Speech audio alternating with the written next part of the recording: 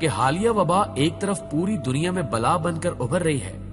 دنیا میں اب تک 22.5 لاکھ لوگ بیمار اور 1,60,000 فوت ہو چکے ہیں. لیکن دوسری طرف یہ زمین اور انسانیت کی سب سے بڑی محسن بن کر بھی ابھر رہی ہے. اس وبا کی وجہ سے کرۂ ارض کا پولوشن لیول 50% نیچے آ گیا ہے. اور اب اگر کوئی شخص چاند پر کھڑا ہو کر زمین کی طرف دیکھے تو وہ دوربین کے بغیر 7 بر اعظموں کو الگ الگ دیکھ سکتا ہے.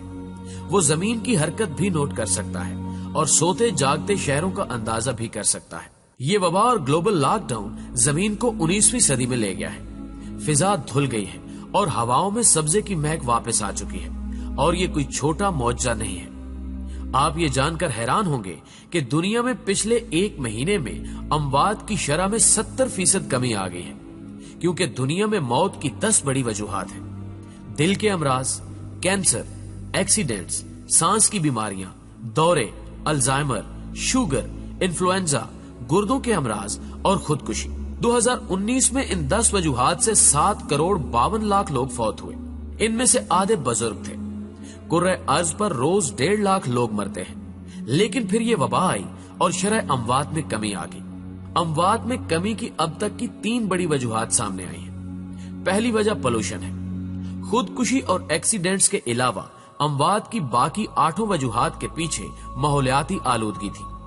گاڑیاں، فیکٹریوں کا دھواں، گلاس ہاؤس افیکٹ، 7.5 ارب لوگوں کی روزانہ موومنٹ اور جنگلوں کی کمی نے فضا میں آلودگی پھیلا رکھی تھی. یہ آلودگی سانس کے ذریعے ہمارے جسم میں داخل ہوتی تھی اور ہم بیمار ہوتے چلے جاتے تھے.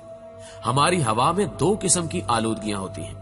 بادلوں سے نیچے کی آلودگی بارش سے کم ہو جاتی ہے، جبکہ بادلوں سے اوپر کی آلودگی کی واحد وجہ ہوائی جہاز ہے. دنیا میں روزانہ 3 لاکھ جہاز اڑتے تھے.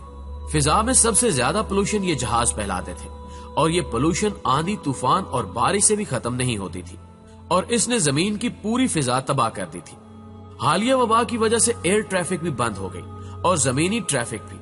فیکٹریوں کا دھواں اور انسانی موومنٹ کا پولوشن بھی کم ہو گیا. چنانچہ ہماری جسمانی شکست و ریخت میں کمی آ گئی. دوسری وجہ ہماری خوراک تھی. ہم سب جانوروں کی طرح کھاتے تھے. ہم ضرورت سے 10 گنا تیل، 15 گنا چینی اور 21 گنا زیادہ آٹا استعمال کرتے تھے. ہم انسانی ضرورت سے زیادہ گوشت بھی کھاتے تھے اور چائے، کافی اور مشروبات بھی پیتے تھے. یہ خوراک بھی ہمیں بیمار کرتی تھی اور ہماری اموات کی تیسری بڑی وجہ ریٹ ریس یعنی چوہا دوڑ تھی. پیارے دوستو، آپ نے کبھی چوہوں کو دیکھا؟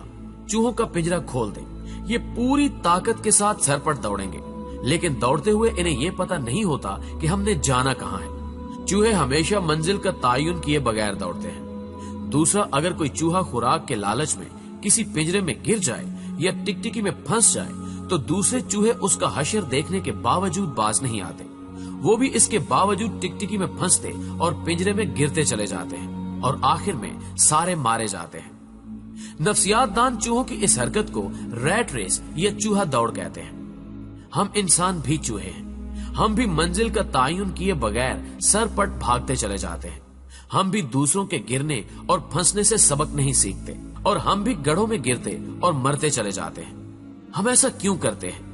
ماہرین حسد کو اس کی سب سے بڑی وجہ قرار دیتے ہیں. حسد انسان کا سب سے بڑا جذبہ ہے. ہم دوسروں کو جلانے اور چڑھانے کے لیے پھانسی تک چڑھ جاتے ہیں. یہ ریٹ ریس، یہ حسد اموات کی تیسری بڑی وجہ تھی. ہم دوڑ دوڑ کر تھک تھک کر مر رہے تھے، لیکن پھر یہ وبا آئی اور دوڑنے والوں کو دیکھ کر دوڑنے والے دونوں رک گئے. ریس بند ہو گئی. سارے چوہے سہم کر اپنے اپنے بلوں کے اندر کرنٹینہ لینے پر مجبور ہو گئے. یوں حسد کا لیول بھی یکدم نیچے آ گیا. چنانچہ ہم اگر دیکھیں تو پولوشن کم ہو گئی. ہم نے خوراک بھی کم کر دی.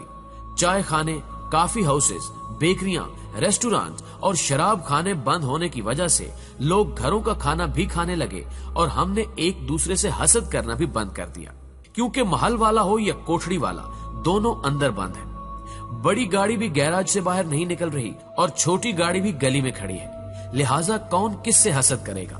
کون کس سے جالس ہوگا؟ اس دوران 2 اور چیزیں بھی ہوئی. ہمارے دماغوں پر دفتروں اور کام کا سٹریس بھی تھا. ہم مانے یا نہ مانے، ہم اس دباؤ کے نیچے بھی روز کچلے جاتے تھے. آپ ڈیٹا نکال کر دیکھ لیجئے. دنیا میں سب سے زیادہ ہارٹ اٹیکس سوموار کی صبح کو ہوتے ہیں، کیونکہ چھٹی گزارنے کے بعد کام کے خیال سے ہی لوگوں کے دل میں ہول اٹھتے تھے. یہ دفتر جاتے جاتے راستے میں انتقال کر جاتے تھے. دوسرا سماجی نفسا نفسی ہمیں چیریٹی اور فلاح سے دور لے گئی تھی. انسان کے درد سے ناواقف ہو گیا تھا. اور یہ حقیقت ہے کہ انسان جب کسی دوسرے انسان کی مدد کرتا ہے تو اس کی قوت مدافعت میں اضافہ ہو جاتا ہے. یہ اندر سے مضبوط ہو جاتا ہے. اس وبا نے ہمیں کام اور دفتر کے سٹریس سے بھی نکال دیا اور ہمیں دوسرے انسانوں کے قریب بھی لے آئی. چنانچہ دنیا میں شرح اموات کم ہو گئی اور یہ وبا کا ہم پر بہت بڑا احسان ہے. دنیا یقیناً جلد یا بدیر اس وبا کے خطرے سے نکل آئے گی. ہم انسان لاکھوں سال سے ہر قسم کی وبا، ہر قسم کی آزمائش کا مقابلہ کرتے آ رہے ہیں. دنیا میں ایک ایسا وقت بھی آیا تھا جب کرۂ ارض پر صرف 2000 لوگ باقی رہ گئے تھے، لیکن ہم انسان دوبارہ 2000 سے 7.5 ارب ہو گئے ہیں. ہم انشاءاللہ اس وبا کو بھی شکست دے دیں گے.